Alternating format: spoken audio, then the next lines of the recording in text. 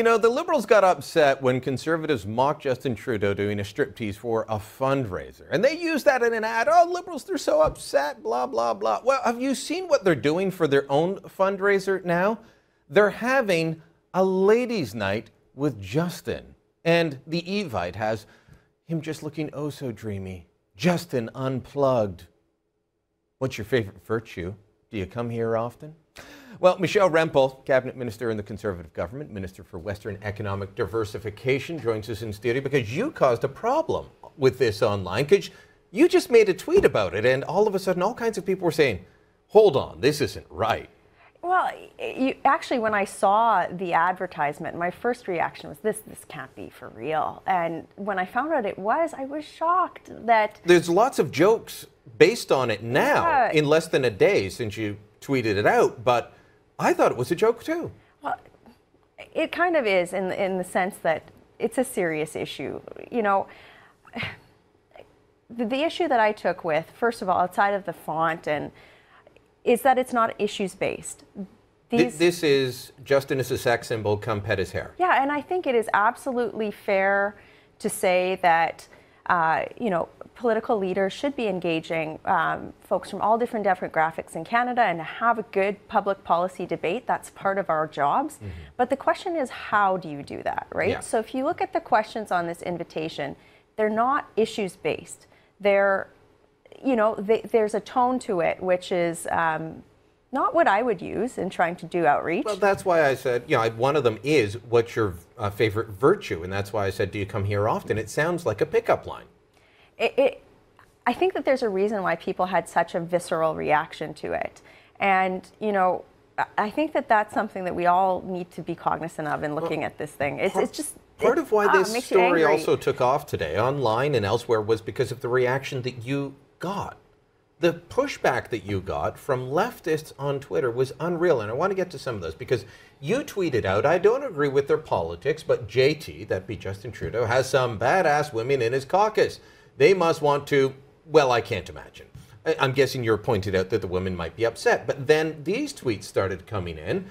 Real leaders don't have female-centered events. They give them junior cabinet posts and seats in camera angles behind them in QP. Before we get to the next one, you want to respond to that? I do.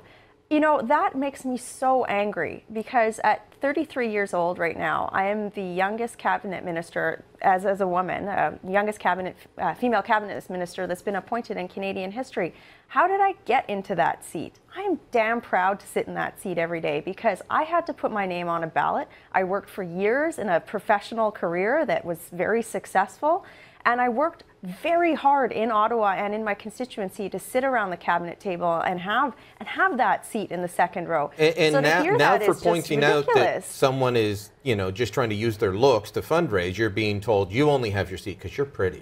And I just... That's kind of insulting. I can't believe that that's the level of discourse that we have. It gets worse for women in politics. I know you've seen these tweets, but it gets worse.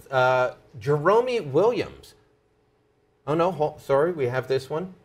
Michelle has sex with the sheet. Go back to that one, because I'm sorry this is crude, but it's truly disgusting.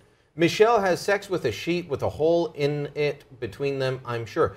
I don't know what that means, but that is thoroughly disgusting. But this is the level of discourse when you challenge the left.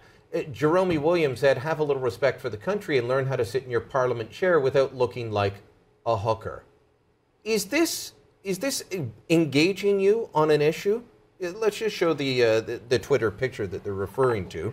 I don't think that you look like a hooker at all. This is your Twitter picture, and this is what they're referring to.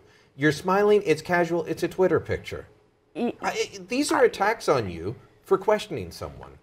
You know, I'm very uncomfortable sitting here talking about this, because I should be sitting in here talking to you about my portfolio and the things that we're doing to spur innovation in the Western Canadian economy, or my background, or the economy, or anything.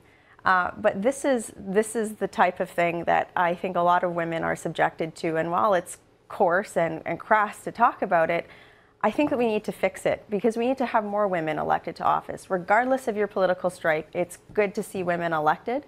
And I think that a lot of times women will see this and they'll say, you know what, I don't want to deal with the crap that she has to put up with. And that's a barrier to entry, and we need to remove that. So I think that I hope that the organizers of this event can understand that, I think one of them had said, well, why would a cabinet minister get involved in this? Well, because as a female cabinet minister, I feel a responsibility to say women in this country deserve more and a higher level of conversation. Ask me about the economy. Ask that woman about healthcare. Ask them about the environment, Keystone XL, anything. But don't think that we have to play in a pink sandbox in order to have our voices heard. And it's, as a cabinet minister, I use my platform to say that some things are right and some things are wrong. Nothing is just wrong. I know that, and we're out of time, so I won't be able to get to the clip, but Nikki Ashton in the NDP, Megan Leslie in the NDP also standing up and saying this is wrong. They're disagreeing with the organizers of the Liberal event who think, well, you're just in this to stir up controversy. Well, and there were some Liberal organizers as well that have spoken out against this, and I think it's because it's an issue that transcends party lines. The reason why I made the comment about, the Liberal caucus and some of the female members in there is I don't agree with a lot of their political views, and I will use my elected officials' position to argue them and debate them. But I have respect for the fact that they've made it into office. Yeah. And there's a lot of strong women there with really deep opinions on issues.